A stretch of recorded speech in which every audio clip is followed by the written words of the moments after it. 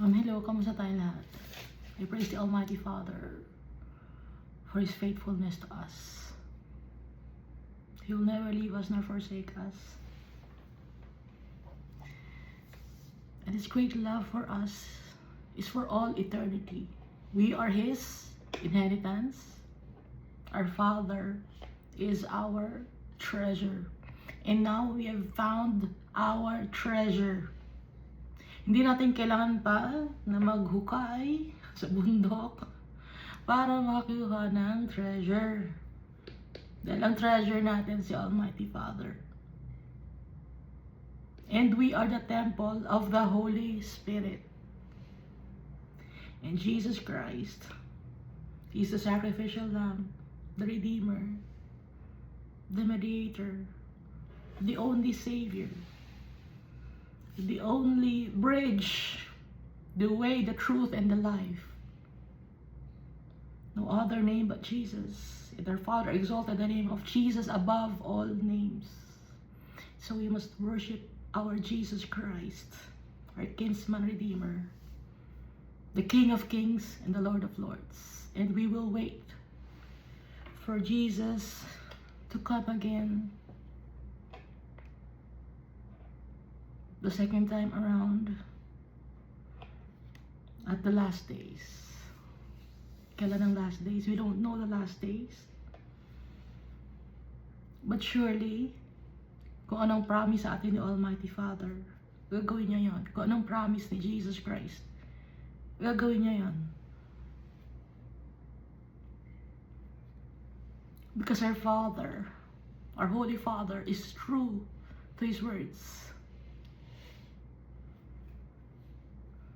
And He loves us. Lagi kong inuulit-ulit, no? Mahal tayo ni Almighty Father. And our Jesus, our Savior, also loves us. That's why He gave His life for us. We are the friends of Jesus Christ. Walang makakagawa ng ginawa ni Jesus Christ na kaibigan. Meron ba kayong kaibigan na sumalo ng inyong mga problema, ibinigay ang kanyang buhay para sa inyo? Wala. Lahat ng tao, selfish. To Jesus Christ, siya ang naiiba sa atin. Son of Man, Son of God.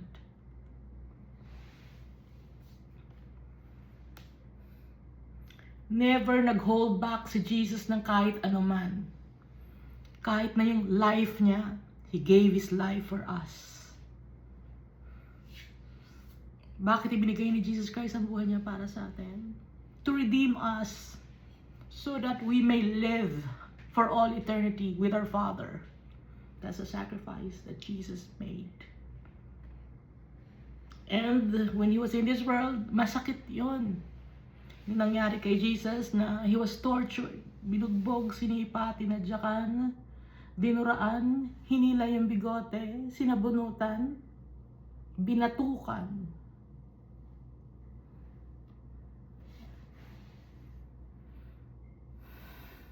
Hindi natin kakayanin.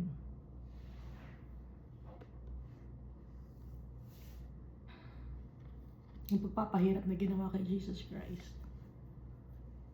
Pero ang ginawa ni Jesus Christ, sabi ni Jesus Christ, Father, forgive them for they do not know what they are doing.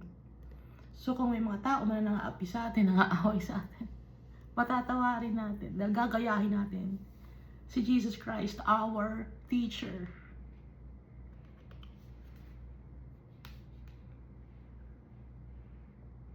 Not just our teacher, but also our friend.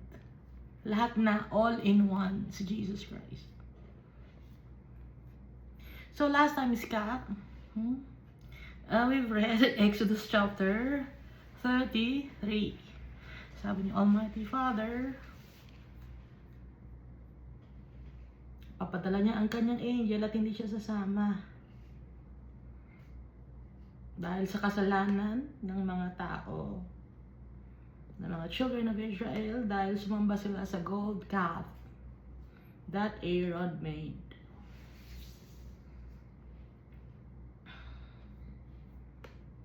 Pero Moses intervened, no? Ano bang tawag doon? Intercepted, intervened, basta ganon. Siya yung pumagitna, intermediate.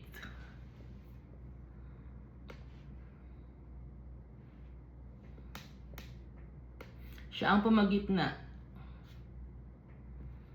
Sabi ni Moses, Lord, kung hindi mo sila mapapatawad, tanggalin mo na lang ang name ko sa Book of Life. Ang sabi ni Almighty Father, hindi. Kung sino ang nagkasala, yun ang tatanggalin ko sa Book of Life. Kung sino ang nagkasala. Kaya hindi tayo by group. Isa-isa tayong haharap kay Almighty Father, kay Jesus Christ.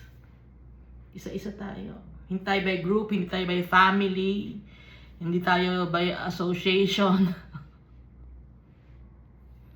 Kaya wala makakapagsabi na, Lord, kasama ko po yung mga yun, no? Nakapunta sa langit sila, kasali ko sila. Hindi.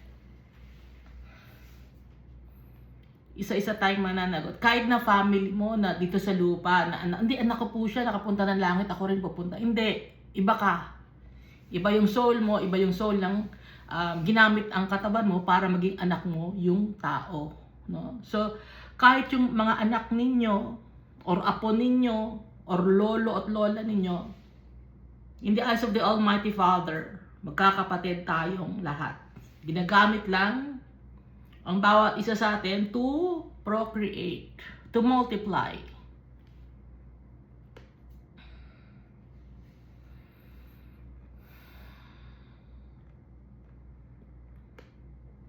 At si Almighty Father, nagpakita siya kay Moses. Pero hindi makikita ni Moses ang face. Ang nakita lang ni Moses ay yung likuran ni Almighty Father. Dahil tinakban ni Almighty Father yung mukha niya, yung dumaan siya kay Moses. Nung tinakban niya, tas nung tinanggal yung kamay niya, ang nakita lang ni Moses ay yung likod ni Almighty Father.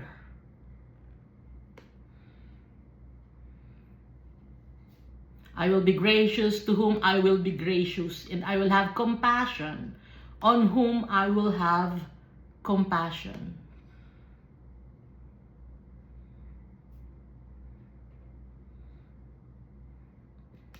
Desisyon ni Almighty Father kung sino man ang kanyang kakaawaan.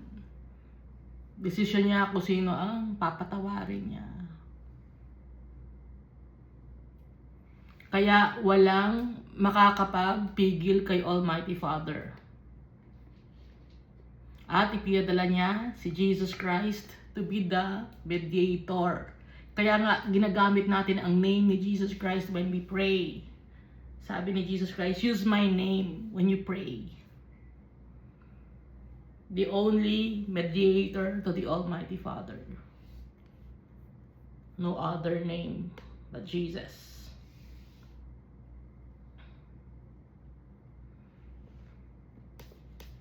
Tapos dito sa Exodus chapter 34, nagpagawa si Almighty Father ng new tablet kay Moses. At nakipag-usap si Moses kay Almighty Father sa Mount Horeb or Mount Sinai. Same lang yon. At hindi nakasama si Joshua, unlike the first time, meron siyang kasama. Ngayon wala nang kasama. No man shall come up with you, and let no man be seen throughout all the mountain. Let neither flocks nor herds feed before that mountain. So, ang ginawa ni Moses, maaga siya gumising. Nag-cut siya ng tablet, ng stones. Umakyat siya ng Mount Sinai. And he was already old, no?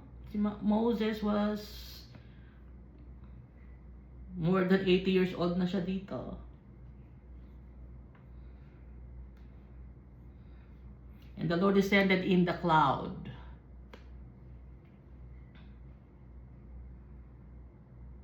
At pinuri ni Moses si Almighty Father. at nakiusap si Moses na, Lord, sumama po kayo sa amin, samahan niyo po kami. Hindi po namin kaya na kami lang. Samahan niyo po kami.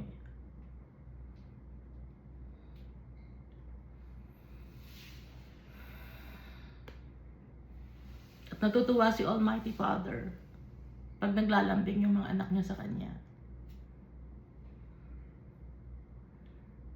At ang sabi ni Almighty Father, huwag makikipag-covenant or treaty sa mga wicked people. Dahil mahahawa kayo ng wickedness. Yung altars, sacred pillars, and wooden images, or carved images, or mga sculpted, no? Images, tanggalin, sirain, durugin, cut down. For you shall worship no other God, for the Lord whose name is jealous is a jealous God. Inaamin ni Almighty Father that He's a jealous God. Bakit? Karapatan ni Almighty Father yun because He created us in His image and likeness. Lahat sa Kanya galing. Kaya dapat lagi natin siyang purihin dahil sa Kanya lahat galing. Wala tayong na-create kahit na ano. Kahit kaluluwa natin, katawan natin, hindi atin. Lahat ng ito, hiram lang natin. Kaya ang susundin natin si Almighty Father.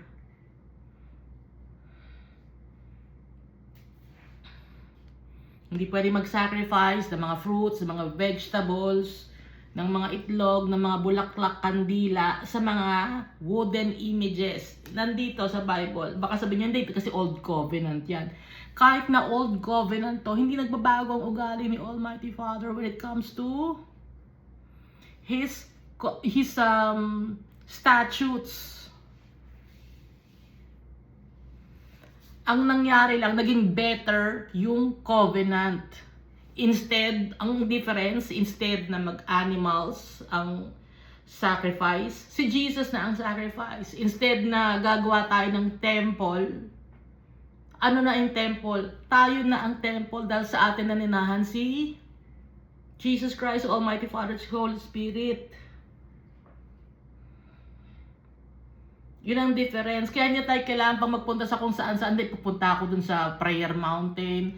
Pupunta ako sa pinakamataas na tuktok ng bundok. Pupunta ako sa gantong bayan. Hindi. Hindi na natin kailangan. Pinadali na nga ang covenant.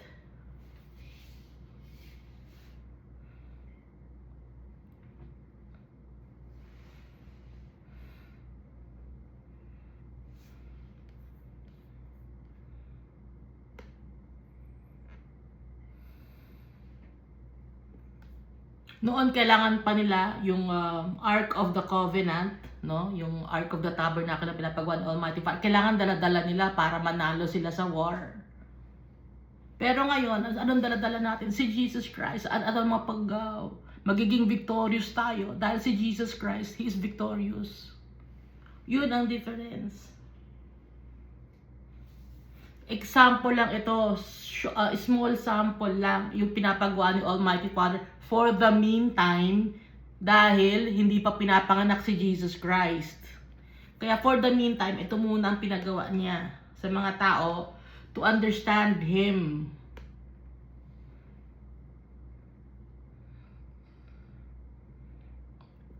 Tapos ang first month, i-celebrate yung Passover. Ang first month, Nisan or Abib. Pero ngayon, ang first month ay January. Iniba ni Gregory. Alam naman natin na yung Roman Empire, yun yung Roman Empire, no? Yun yung sa Book of Daniel. Yung sa Book of Daniel, yung statue of a man na nasa Daniel chapter 7. The dream of Daniel about the 4 animals that will emerge on earth. 4 animals yon. Sa ngayon, nangyari na yung first animal. Nangyari na rin yung second. At yung third, nangyari na. Yung third, yun yung Roman Empire. Yung first, yun yung Babylonian Empire. Yung second, Persian and Medes Empire. Dahil kaya nga yung second ay Persian and Medes Empire, dahil may dadalang 3 ribs, yung beast, yung bear. Ano yung 3 na yon na ribs? Mesopotamia or Europe, Egypt or Africa, Indus Valley or Asia. Yun yung 3 ribs. Ngayon, yung sa pangatlo na empire, Roman Empire yon. Bakit nasabing Roman Empire yon? Meron siyang 4 wings at meron ding 4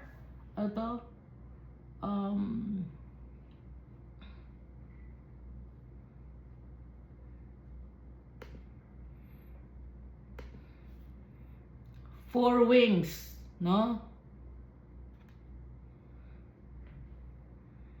Kaya 4 wings, tetrarchy.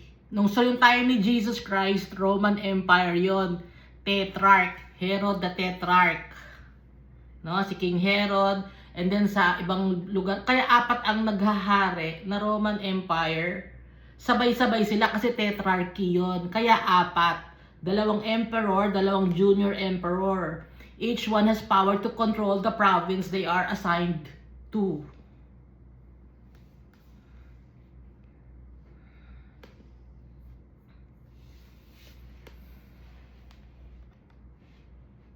And then you shall redeem the donkey with a lamb.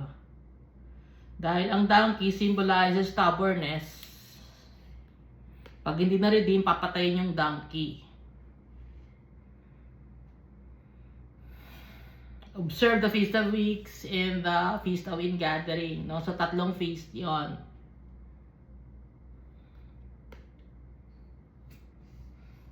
And do not boil a young goat in its mother's milk. Huwag isahin sa sariling mantika. Huwag maging swapang.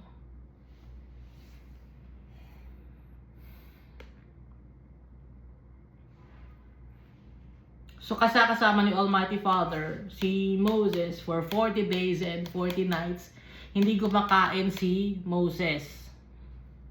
Hindi rin siya uminom ng tubig. Pero bakit siya buhay? Ang nagsusustain sa kanya, yung power ni Almighty Father. And the Almighty Father wrote on the tablets the words of the covenant, yung 10 commandments. Yun ay ilalagay sa Ark of the Covenant. And then, ang pagbaba ni Moses, no, nangniningning yung face niya. Nung bumaba siya ng Mount Sinai, after 40 days, nung kausap niya si Almighty Father, at discuss nila yung Book of Genesis. Dahil ang nagsulat ng Book of Genesis, si Moses, ikwinento ni Almighty Father kay Moses kung ano yung start ng mundo na to. Kaya tumagal ng 40 days and 40 nights.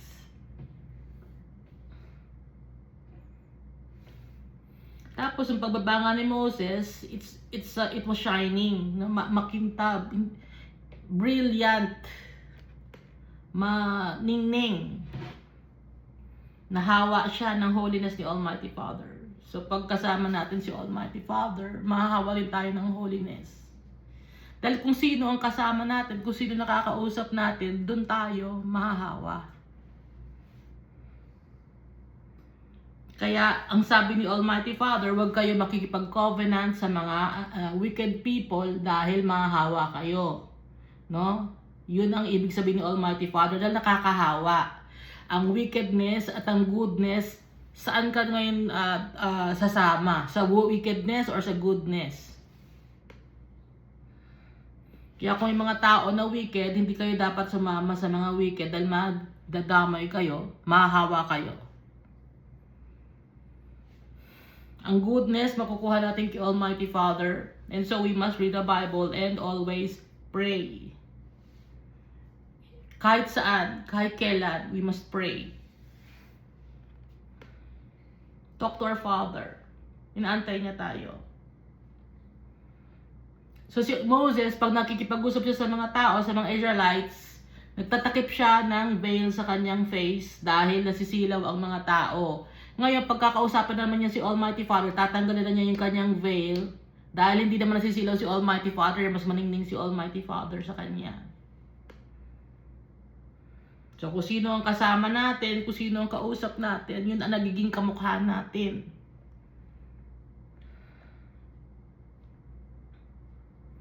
May nakita akong picture na mga men of war. Before sila makasabak sa war, may picture sila. Parang innocent ang mukha nila, ang ganda ng kahit hindi sila nakangiti, maganda yung kanilang yung mukha nila iba, parang innocent, no? Pero after the war, nung pagka-picture sa kanila, after the war, just like after a year lang yun no? May war. After a year, nag-picture ulit sila, iba na ang itsura nila. Tabi yung old picture, nung first time bago sila sumabak sa war, and after the war. After the war, parang sila, broken people. After the war. So, nag-iiba ang itsura ng tao because of our experiences. At kung sino ang nakakasalamuha natin.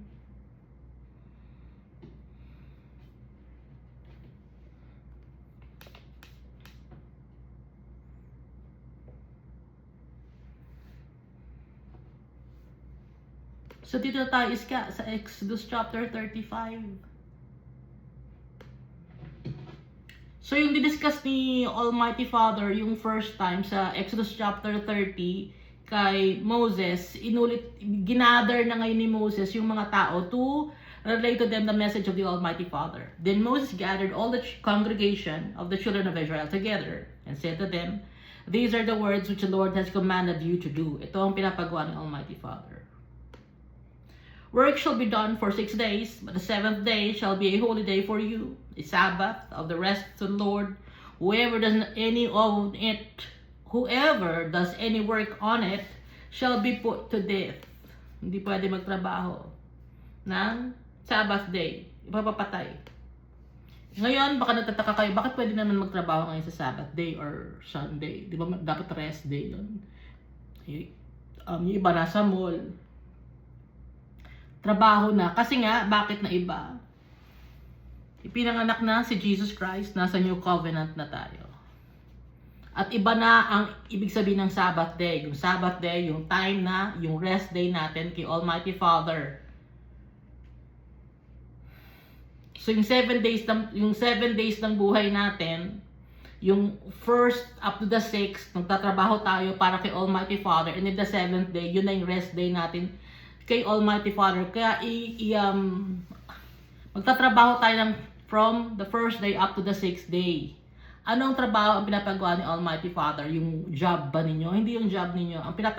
Kahit ano ang job ninyo, basta ang trabaho kay Almighty Father is loving Him with our whole being and loving our neighbor as we love ourselves. Yun ang trabaho kay Almighty Father.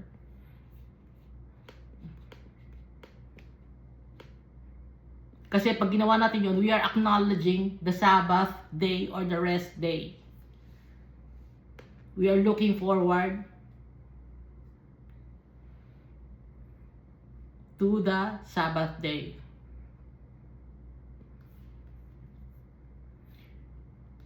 "Whoever shall kindle no fire throughout your dwellings, you shall kindle no fire throughout your dwellings on the Sabbath day." Walang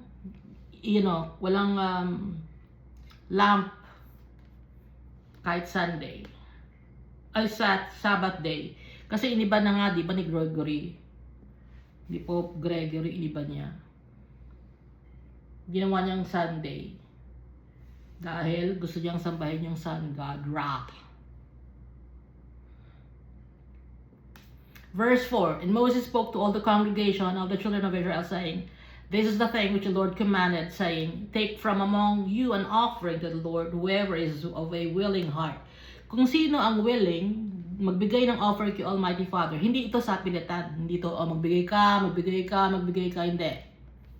Willing heart.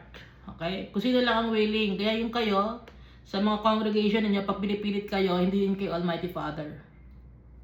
Hindi, magbigay ka ng tithes, isusulat namin ang name mo, ikaw hindi ka nagbigay ng tithes, susulat namin ang name mo. Nagbigay ka, o yan, susulat natin, lalaki natin, ipapaskill natin yung mga nagbibigay ng tithes. Willing heart. Kung anong kaya mong ibigay. Ha? Let him bring it as an offering to the Lord, gold, silver, and bronze, blue, purple, and scarlet thread, fine linen and goat's hair, ram skins dyed red, badger skins, or dolphin. Saan nakakakuha ng badger? Itong mga badger na to, nasa river to nakatira. No? Yung mga badger. Yung dolphin naman, kasi sa ibang version, dolphin. Meron sa Mediterranean Sea na dolphin. So, mahal ito. Mga bagay na ito. Acacia wood, tsaka yung ram skins dyed red. Mahal ito. So, saan nila nakuha itong mga to?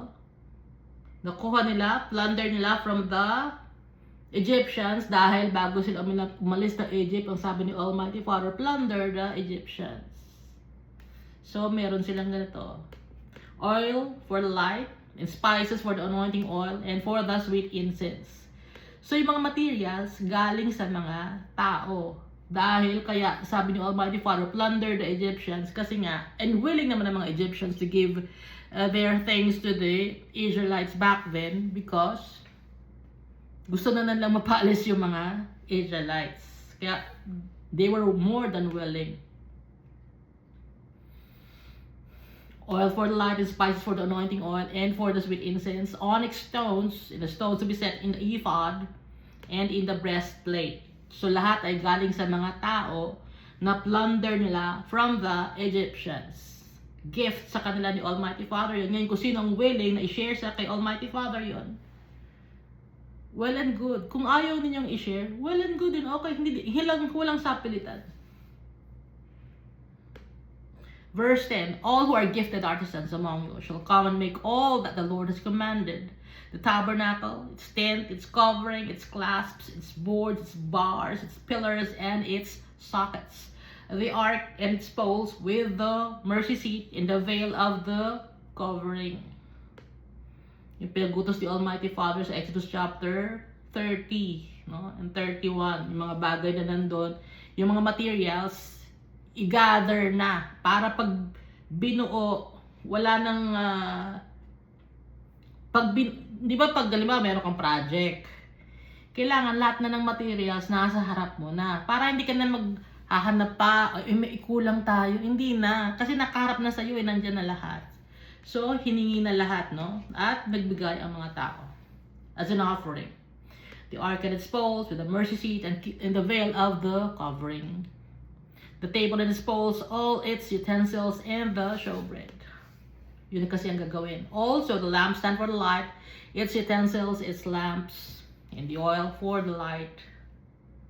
The incense altar, its poles, the anointing oil, the sweet incense, and the screen for the door at the entrance of the tabernacle. The altar of burnt offering with bronze grating, its poles and its utensils, and the laver and its base.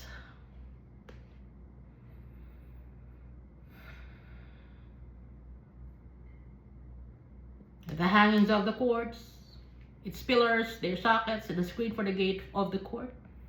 The pegs of the tabernacle, the pegs of the court, and their cords. The garments of ministry for ministering in the holy place, the holy garments for Aaron the priest, and the garments of his sons to minister as priests. So si Aaron ang high priest, yung mga anak niya na 4, yun ang assistant or priests. Ngayon ang high priest natin, si Jesus Christ in the order of Melchizedek. Verse 20, and all the congregation of the children of Israel departed from the presence of Moses.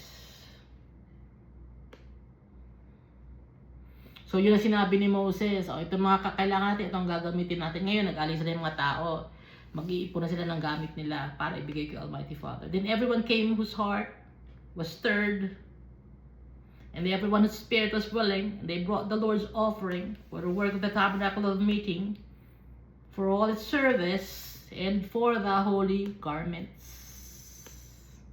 They came, both men and women, as many as had a willing heart, and brought earrings and nose rings, necklaces, all jewelry of gold, that is, every man who made an offering of gold to the Lord.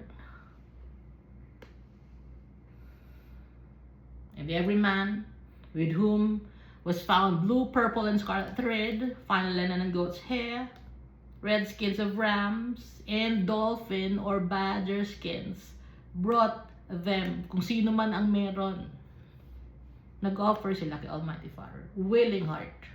Everyone who offered an offering of silver or bronze brought the Lord's offering, and everyone with whom was found acacia wood for any work of the service brought it.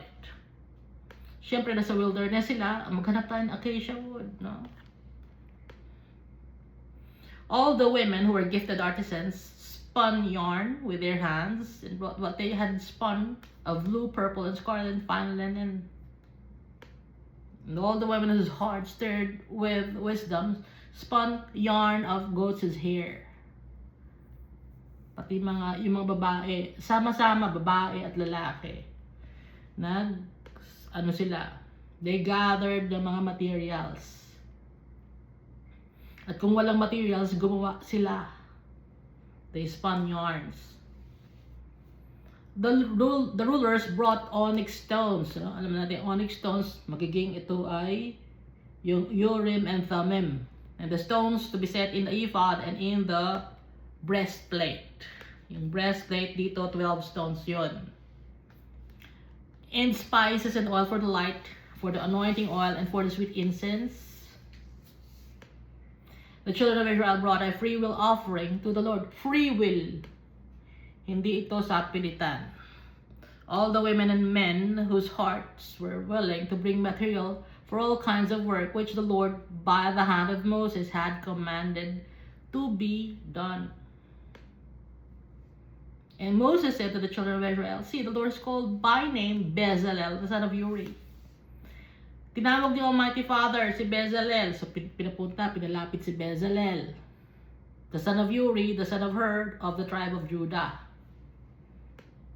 And he has filled him with the Spirit of God, in wisdom and understanding and knowledge and all manner of workmanship. Bakit? Anong manner of workmanship yon? To design artistic works, to work in gold, silver, and bronze. Yun ang gagawin ni Bezalel. In cutting jewels for setting and carving wood, and to work in all manner of artistic workmanship. So may design, no? May design, yung cutting of jewels, ganon.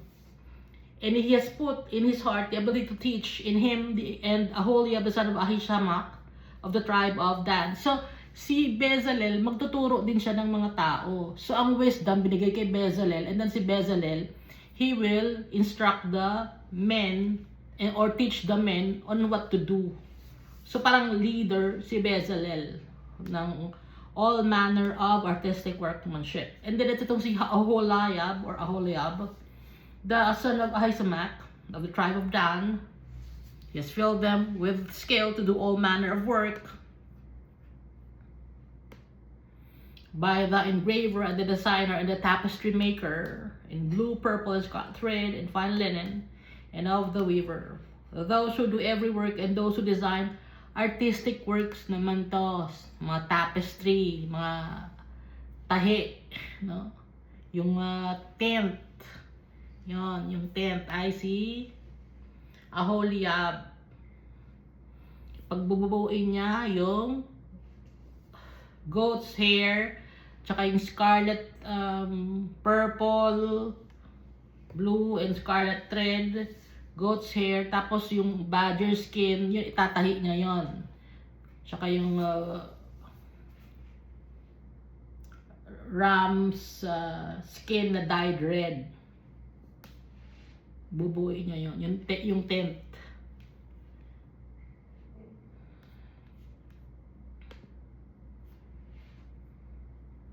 Exodus chapter 36. And Bezalel and Aholiab, and every gifted artisan, in whom the Lord has put wisdom and understanding. Tinuruan na ni Bezalel and Aholiab, dahil yung wisdom, galing kay Almighty Father. to know how to do all manner of work. For the service of the sanctuary shall do according to all that the Lord has commanded. Then Moses called Bezalel and Aholiab, and every gifted artisan in whose heart the Lord had put wisdom, everyone whose heart was stirred to come and do the work. So kung sino ang willing naman na magtrabaho, no? Walang bayad to, willing sila, and so they can do the work. Kung sino ang tinawag ng Almighty Father, yung heart nila. And they received from Moses all the offering which the children of Israel had brought for the work of the service of making the sanctuary. So they continued bringing to him freewill offerings every morning. Ang dami ng gold. Ang dami ng mga bagay na ipon. Freewill offerings every morning. May darating na naman. Ganon kawiling yung mga tao na mag-serve kay Almighty Father. But of course, dumarating yung time na nagkakasala sila, no? Alam naman natin na willing sila dito, and then after some time, nagkakasala na naman sila. Parang tayo rin, willing tayo mag-work kay Almighty Father, willing tayo magmahal kay Almighty Father. Pero, nagkakaroon ng times na nagkakasala tayo, nagkukulang tayo. But our Father is more than willing to forgive us because of Jesus Christ's sacrifice on the cross. Tapos, marami nang dala-dala ang mga Israelites. And all the craftsmen were doing all the work of the sanctuary came, each from the work he was doing. And they spoke to Moses saying, the people bring much more than enough for the service of the work which the Lord commanded us to do. Napakadami ng pinapadala ng mga tao. Sobra-sobra na to. Hindi na natin makakaya to. Sobra na yung binibigay ng mga tao. Ano ngayon ang ginawa? Pinigilan na ni Moses na magdala yung mga tao ng mga offerings. Dahil sobra-sobra na. Ganon si Almighty Father. Pag sobra na, tama na anak, tama na, okay na anak. Hindi kagaya ng mga tao rito sa mundo, may bibigay ka pa ba dito sa ating congregation? Padalin mo na dito.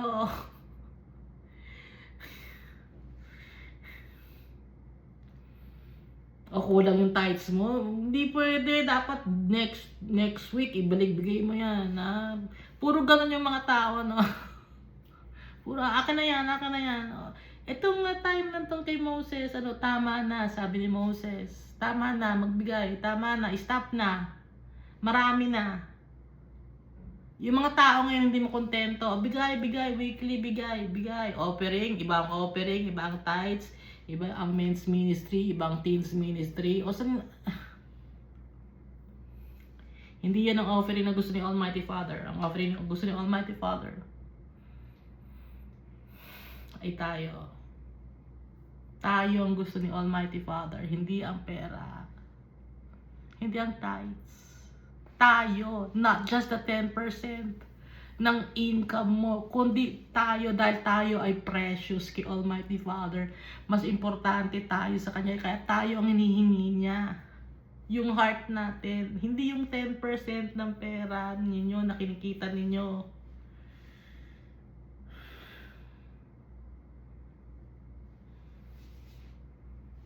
Hindi si Almighty Father humihingi na sobra-sobra.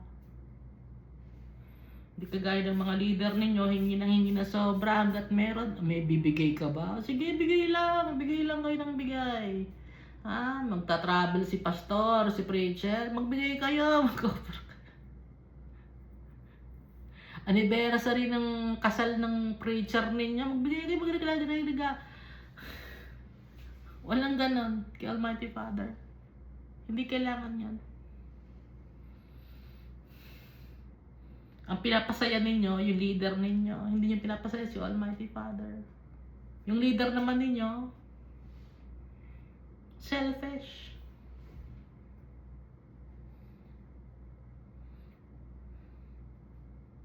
Ang leader ninyo selfish. Sige, banggitin ninyo. Nasa top 10 richest religious leaders. I-check nyo sa YouTube. Meron top 10 religious leaders na richest religious leaders. Nandun. Nakalagay doon lahat. Top 10. Gusto nyo isa-isayin natin?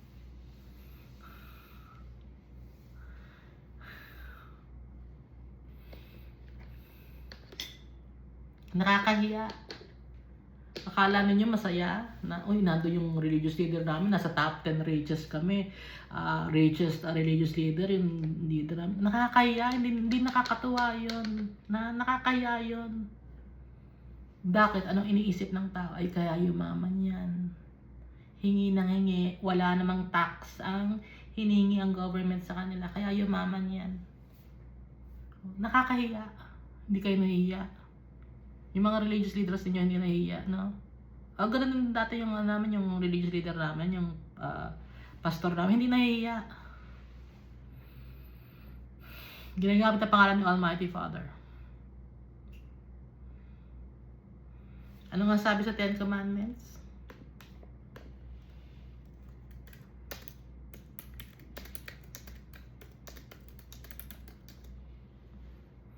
Thou shalt not take the name of the Lord thy God in vain. Walang kakwenta-kwentang mga bagay. In vain, ginagamit niyo ang pangalan ni Almighty Father.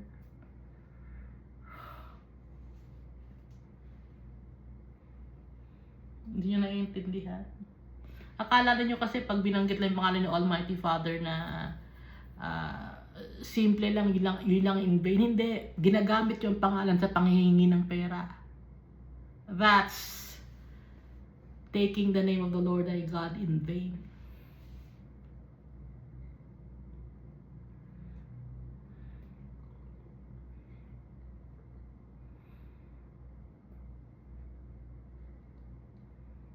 Hindi masama ang tumulong sa congregation ninyo. Hindi masama. Pero yung mga preacher, pilit-pilit pa kayo, di ba? Madami. Damihan ninyo. Marami tayong pangangailangan, bibili tayo ng bagong ganyan, bibili tayo ng bagong ganyan, o luma na yung sasakyan ni ng pastor natin, kailangan na makabili ng bagong sasakyan. Si Jesus Christ, anong sasakyan ni Jesus Christ? Hiniram lang. Anong hiniram yun? Isang donkey. Hiniram lang. Colt, no? Sa iba kasing colt. Yung sa iba, donkey. Wala si Jesus na sariling kabayo. Maglalakad lang siya. Hindi bago ang damit niya.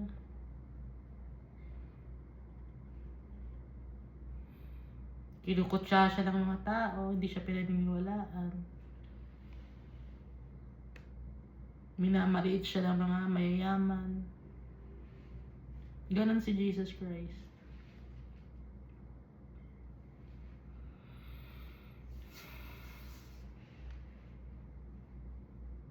Namuhay ng simple si Jesus Christ. Diba pag yung mga leader ninyo papupunta sa bahay niyo, paghanda tayo ng lechon, magpa-party tayo, dating yung leader natin. Si Jesus Christ hindi. Hindi siya ganun. Hindi niya kailangan yung mga ganung bagay. Kaya nga si Jesus Christ ang ating example. Mamuhay tayo ng simple, humble life. Dahil hindi natin kailangan ng validation ng tao. Ang kailangan natin validation ng Almighty Father. Almighty Father, tama ba itong ginagawa ko? Almighty Father, tama ba itong decision ko? Masisira bang buhay ko dito, Almighty Father? Yung will mo pa ang masunod, Lord God. Dahil kung ako sa sarili ko, wala akong magagawa. Ganun ang prayer natin. Magpapakumaba tayo sa tatay natin. Dahil wala naman talaga tayong magagawa eh. Napakabait ni Almighty Father.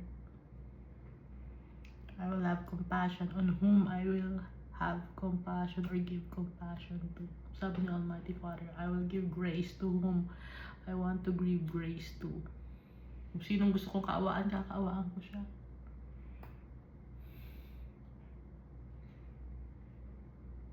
Baka sabihin nyo, bakit yung ibang mga Christian hindi yung mayaman? Dahil ang mga Christian ang magtitiwala kay Almighty Father. Alam nila na ang kayamanan ay hindi dito sa mundo na to. Ang kayamanan ay si Almighty Father. Kaya may mga Christian na mahihirap sa mga wealth dito sa mundo na to. But in the eyes of the Almighty Father, they are wealthy, they are abundant. Bakit? Dahil ang tatay ay si Almighty Father. Kung dikit tayo kay Almighty Father, mayaman tayo. Ngayon, yung mga taong mayayaman dito sa mundo, ang tingin ni Almighty Father sa mga taong mayayaman dito sa mundo na hindi malapit sa Kanya o hindi siya tinatawag, poor people. Dahil ang tingin ni Almighty Father sa mga mayayaman, puro kayamanan lang dito sa ang iniisip, nawawala, nabubulok, nasisira. Kaya poor people yung mga yun na nag-iipon ng kayamanan dito sa mundo. Naiintindihan ba natin, Iska? Naiintindihan ko yung sarili ko.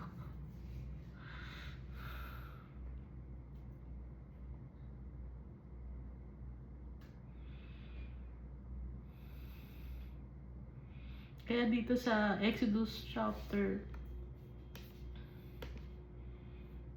36, nung binibuild na yung tabernacle, nung madami na nagbibigay, sobra-sobra na, tama na, no? So Moses gave a commandment, and they caused it to be proclaimed throughout the camp, saying, "Let neither man nor woman do any more work for the offering of the sanctuary." Tama na, stop na. And the people were restrained from bringing, for the material they had was sufficient. Tama na yung material, kung meron na, tama na. For all the work to be done, indeed too much, sobra-sobra na, tama na. Hindi inipon ni Moses na, hindi, ipunin natin to. Tapos magbubukas tayo ng school, pagkakakitaan ngayon. Ganun ang ginagawa ng congregation ninyo. Magbubukas tayo ng school, kikita tayo ngayon. Paiikutin natin ngayon ng pera. Ngayon, sino na ngayon yung mayaman? Sino na ngayon yung nagiging swapang? Ang taas pa ng tuition fee. Imbis na tulungan yung mga mahihirap na mga pag-aaral, mahal pa ang singil sa tuition fee. Hindi, maganda kasi yung namin, aircon, kaya mahal ang tuition fee. So, tingnan nyo masaya si Almighty Father sa ginagawa ninyo. Hindi. Hindi nyo nakikita yung mali ninyo.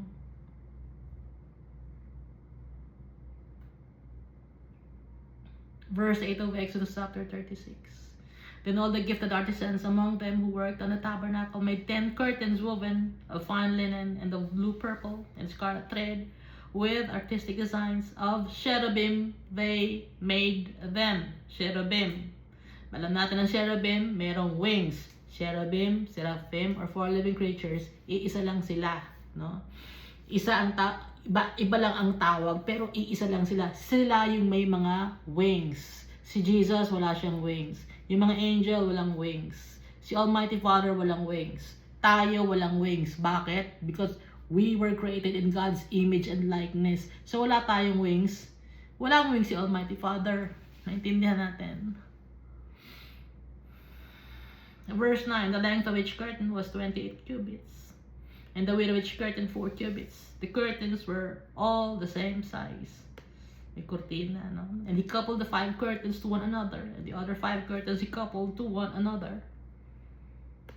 He made loops of blue yarn on the edge of the curtain, on the selvage of one set. Likewise he did on the outer edge of the other curtain of the second set. So pantay-pantay, pare-pareho. 50 loops he made on one curtain, and 50 loops he made on the edge of the curtain. On the end of the second set, the loops held one curtain to another. Ngayon, itong mga description na to, ilalagay mo sa AI, hindi makaka-capture yung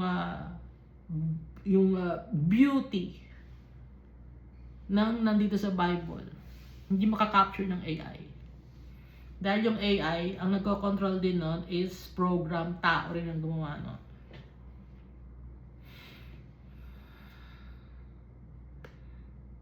Verse 13, and he made 50 clasps of gold and coupled the curtains to one another with the clasps, that it might be one tabernacle. He made curtains of goat's hair for the tent.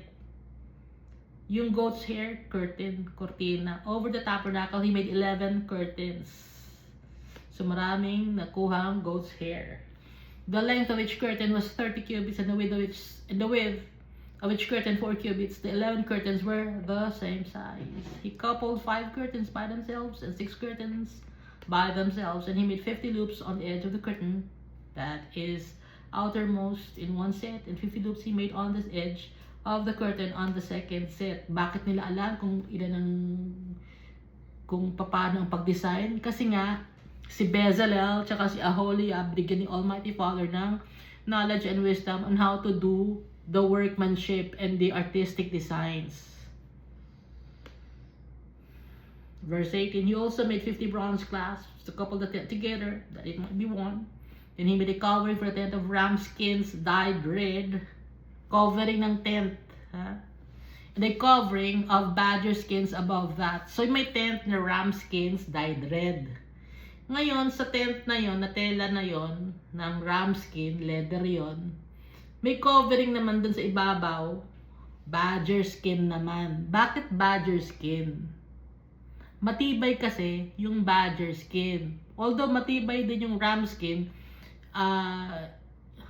additional support yung badger skin. Dahil yung badger skin, pag maaraw, nag-expand yon. Pag malamig, tama ba yun? Pag malamig, nag-shrivel siya. Pag maaraw, nag-expand. Expandable yung badger skin. Parang plastic, gano'n. Matibay, hindi tinatamaan hindi nasisira, hindi nabubukbok ng insekto. Makapal. Kaya support, may ram skin sa ilalim, tapos sa ibabaw nun yung badger skin. Sa ibang version, dolphin skin naman. Nakuha nila ito sa mga Egyptians. Dahil yung Egypt kasi, di ba malapit din yun sa Mediterranean Sea. Verse 20, for the tabernacle he made boards of acacia wood standing upright. The length of each board was 10 cubits, and the width of each board a cubit and a half. Each board had 2 tenons or projections for joining, or literally hands, tenons for binding one to another. Thus he made for all the boards of the tabernacle. So bawat isang boards may 2 tenons para pwede silang mag-bind. Naglalak sila, no? So isang board merong pang-bind. Paano ba to?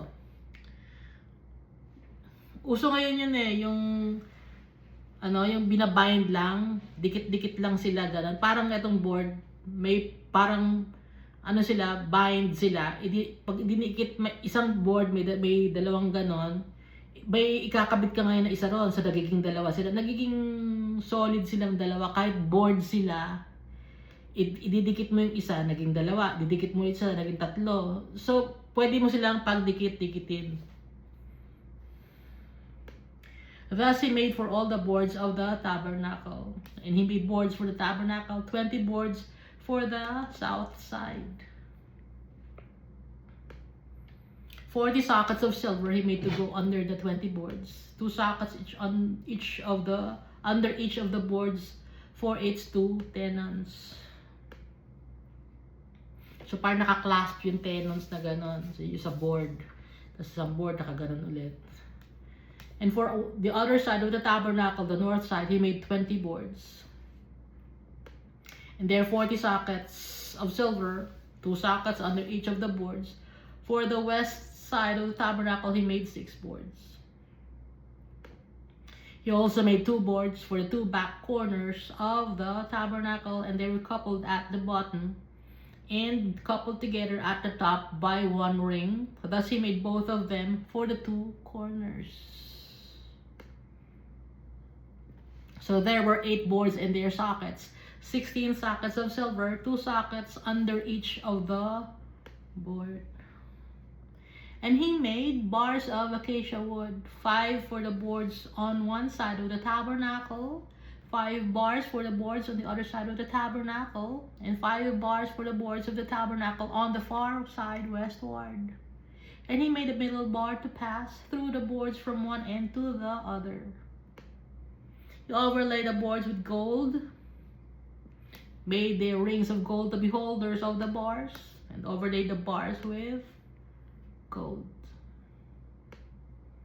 And he made a veil of blue, purple, and scarlet thread and fine woven linen. It was worked with an artistic design of cherubim. So may mga nakaburda na cherubim by hand yon. Wala namang machine noon na makina, no? So by hand yung artistic design ng cherubim. He made for it 4 pillars of acacia wood and overlaid them with gold, with their hooks of gold, and he cast 4 sockets of silver for them. He also made a screen for the tabernacle door of blue, purple, and scarlet thread. Oh, bakit nga ba blue, purple, and scarlet thread? It symbolizes fire. Kasi ang pagtulingin ka sa kandila or sa flame, ano may kita mo doon? Yung pinakaloob, blue, medyo gitna yung purple, and then scarlet red naman, ano, yung nasa labas. And fine woven linen made by a weaver. May nag-weave, marunong na sila mag-weave nun. Marunong nga sila gumawa na sinulid nun, di ba? So meron na silang industry ng panahon na yon. Bakit? Alam na ni Almighty Father, tinuruan niya yung mga tao. Ha? Baka sabihin niyo, ay walang alam yung mga tao noong araw. Hindi, mas matibay pa yung gawa noong araw kaysa ngayon. Kaya nga, di ba, minsan yung mga archaeologists, may nahuhukay pa sila ng mga gamit from the past, no? May nakukuha pa silang gamit. May buo pa. Kung tayo ngayon, tapos in the future, farthest future, may makukuha kaya sila na naiwan natin? Wala na siguro kasi nga ang dadaling mabulok, madurog yung mga items natin ngayon, yung mga damit, isang suotan lang, sira agad. Mahina yung gamit natin ngayon.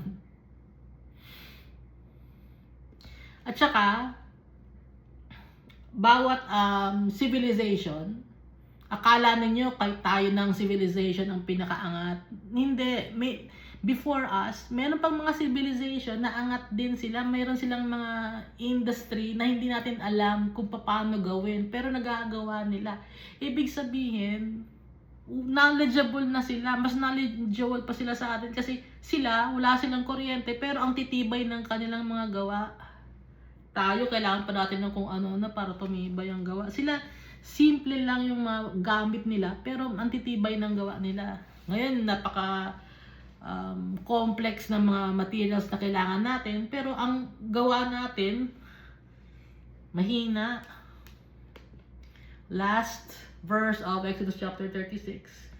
And its 5 pillars with their hooks, and he overlaid their capitals and their rings with gold, but their 5 sockets were bronze. So bronze, gold, and silver yung mga sockets. Exodus chapter 37. Then Bezalel made the ark of acacia wood. Si Bezalel ang gumagawa ng ark of the testimony. Acacia wood yon. 2.5 cubits was its length, a cubit and a half its width, and a cubit and a half its height. So rectangle ang size niya, no? Ang shape pala niya. Gawa sa acacia wood, and then anong sabi ni Almighty Father? He overlaid it with pure gold inside and out, inside and outside, and made a molding of gold all around. So gold siya. Kahit gawa siya sa kahoy, after nung magawa yung kahoy na acacia wood, dahil may antibacterial properties siya, hindi mabulok, hindi naanay, iniiwasan ng mga insekto. May gold siya, balot na balot siya ng gold. At may moldings ng gold sa paligid. Balot siya, inside and out, tapos may moldings pa ng gold. Napakadami, napakabigat na to. And he cast for it 4 rings of gold to be set in its 4 corners. Bakit may 4 gold rings or 4 rings of gold?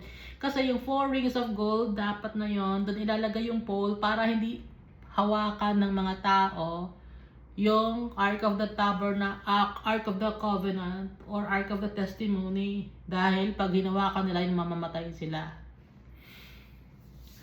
Kaya may 4 rings of gold. Nasa 4 corners yon. 2 rings on one side and 2 rings on the other side of it.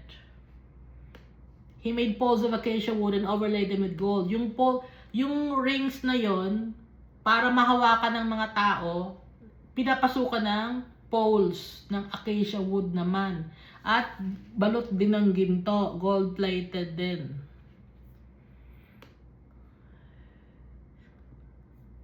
Ngayon, ipinasok na nila, he put the poles into the rings of the sides of the ark to bear the ark para buhat ng 4 na tao. No?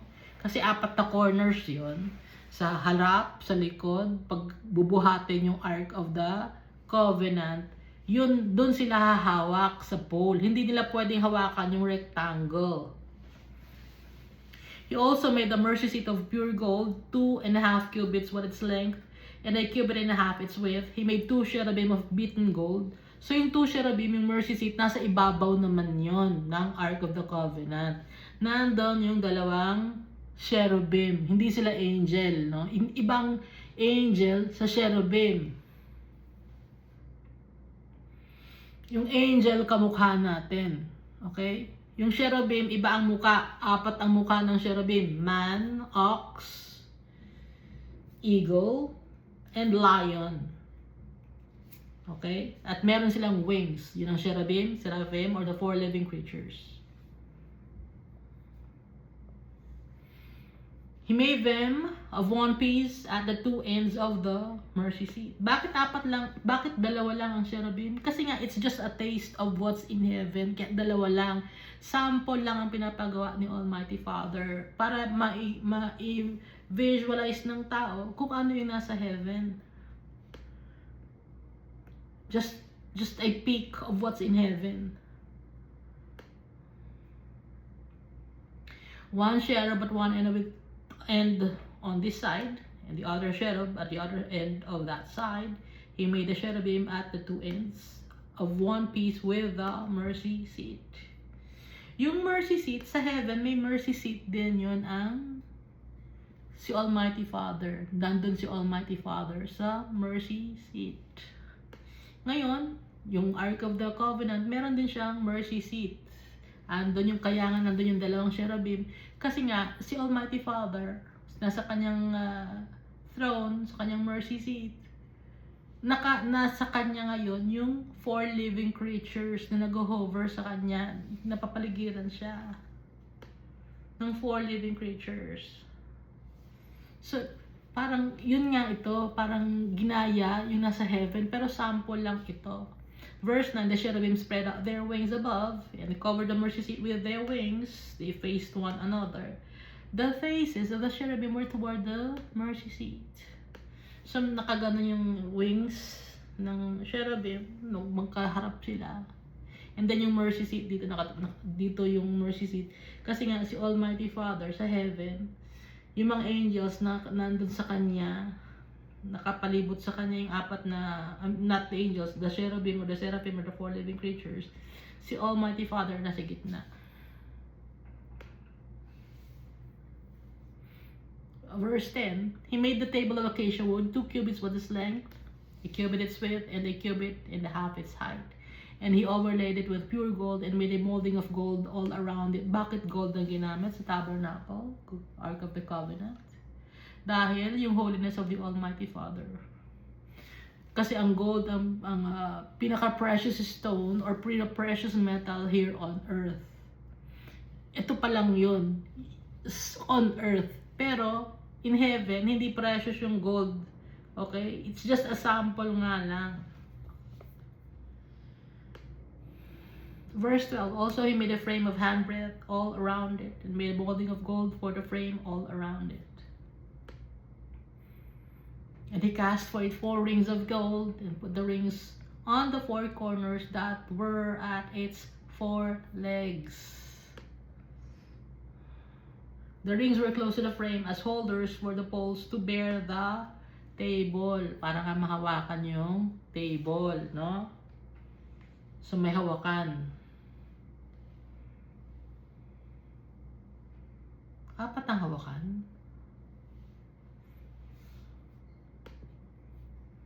And he made the poles of acacia wood to bear the table, and overlaid them with gold.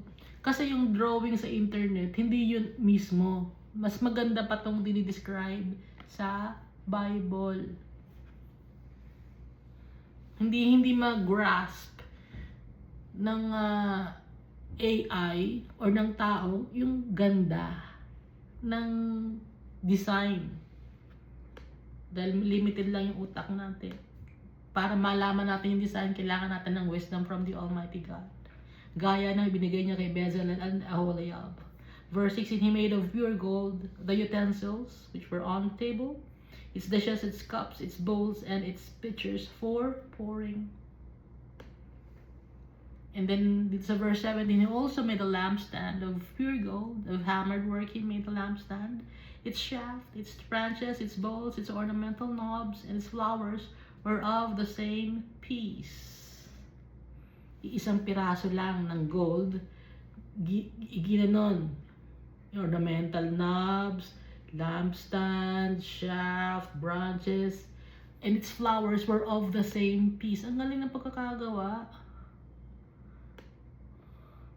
And its 6 branches came out of its side, 3 branches of the lampstand out of one side, and 3 branches of the lampstand out of the other side. So isang lampstand to, may 3 branches dito, may 3 branches dito. So in all, 7, no? 7 yung pwedeng lagyan ng light. Kasi 3 branches dito, 3 branches dito. Isang ano lang yon, isang gold lang yon. Buo siya. Hindi siya parang Lego na binuo.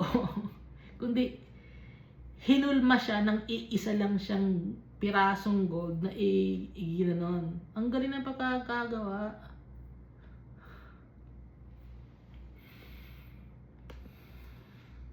Buo siya. Wala siyang dugtong yon. Verse 19, there were 3 bowls made like almond blossoms on one branch with an ornamental knob and a flower, and 3 bowls made like almond blossoms on the other branch with an ornamental knob and a flower, and so for the 6 branches coming out of the lampstand. Verse 20, and on the lampstand itself were 4 bowls made like almond blossoms, each with its ornamental knob and flower. There was a knob under the first 2 branches of the same, a knob under the second branches of the same, and a knob under the third branches of the same, according to the 6 branches extending from it. So ito ay kamukha ng menorah, or sa Jew ang tawag nila ay menorah. May knob. Their knobs and their branches were of one piece. All of it was one hammered piece of pure gold. Iisa lang sila na hinammer, no? Pinukpok para magkaroon ng korte. Walang dugtong. Verse 23, and he made it 7 lamps. Its wick trimmers, yung wick trimmers, korting gunting ito. Ano yung wick na ginagamit? Yung wick na ginagamit nila ay yung pwedeng gamitin ay yung balat ng, na balahibo ng sheep. Yun yung wick, no? W-I-C-K. So gunting, kailangan gunting kasi pag umaano na yung wick, o mahaba na yung wick, kailangan guntingin, itrim. And it's trays of pure gold. Merong tray din, pure gold. Of a talent of pure gold, he made it with all its utensils. He made an incense altar. Ito naman yung incense altar. kung saan ilalagay yung insenso. Of acacia wood, its length was a cubit and its width a cubit. It was square, and 2 cubits was its height. Its horns were of 1 piece with it. Ito yung horn. Dito sumabit si Joab, no? Dahil nga, pinapapatay siya ni Solomon because Joab may tendency, he had a tendency to become a rebel. Meron siyang masamang plano. And he overlaid it with pure gold. Its top, its sides, all around it, its horns. He also made for it a molding of gold all around it. He made 2 rings of gold for it under its moldings, by its 2 corners on both sides, as holders for the poles with which to bear it. And he made the poles of acacia wood and overlaid them with gold. Bigat na to, puro gold. Kasi di ba ganyan lang na solid na gold? Mabigat na yan eh. Ganyan lang yung katiting lang na gold. Mabigat na. Ito pa, punong-puno ng gold. Kausap ko, ako lang naman mag-isa. Verse 29, he also made the holy anointing oil, yung concoction ni Almighty Father, yung formula ni Almighty Father na holy anointing oil, no? And pure incense of the spices or sweet spices according to the work of the perfumer, kasi mabango siya. Hindi pwedeng gayahin. Hindi pwedeng gagawa ako ng parang perfume ng kay Almighty Father. Hindi pwede, ayaw ni Almighty Father. That was then, dito sa Old Covenant. Sa New Covenant, ano na yung perfume? Ang perfume ay si Jesus Christ na rin. Siya yung anointing oil, yung Holy Spirit. Yung incense, yung sacrifice ni Jesus when He died on the cross. Si Jesus na rin yun. Lahat-lahat si Jesus. Magpasalamat tayo sa tatay natin for Jesus Christ. And we must also thank Jesus Christ.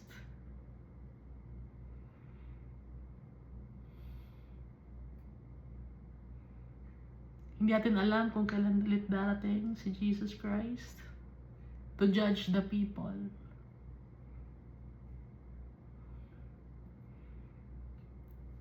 Pero marami na ang bumabalik kay Almighty Father at kay Jesus Christ. Diba nakalagay sa Bible, pag bumalik na ang mga Israel sa temple, hindi literal na Israel ha. Dahil sino ba ang Israel? Tayo ang Israel. Pag pumalik na tayo sa tatay natin, malapit nang dumating si Jesus Christ. Hindi yung Israel na country, kundi tayo, dahil ang ibig sabihin ng Israel, anong ibig sabihin ulit ng Israel?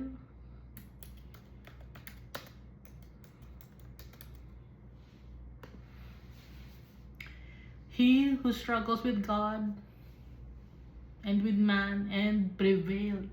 Nag-struggle tayo ngayon. Ano yung struggles natin? Yung trials and tribulations that the Almighty Father has allowed us to experience. And we will prevail because of Jesus Christ. Tayo ang Israel.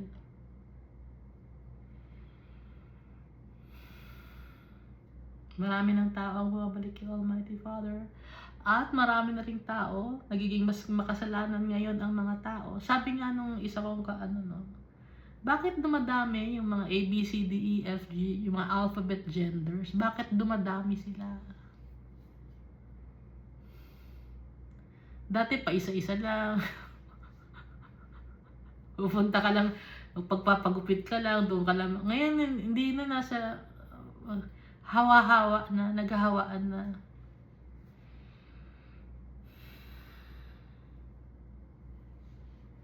It's lies of Satan. Niloloko niya ang mga tao. Ginagamit ang word na love. Twist ang meaning ng love ni Satan. Pero alam natin ang true meaning ng love. God is love. Si Almighty Father, siya ang pagmamahal. Dahil Binigay niya si Jesus Christ. Dahil tayo ang kanyang treasure. Siya ang ating inheritance. At dahil we will live with our Father in Jesus Christ for all eternity in abundance, in peace and in joy. Thank you, and God loves us all so much.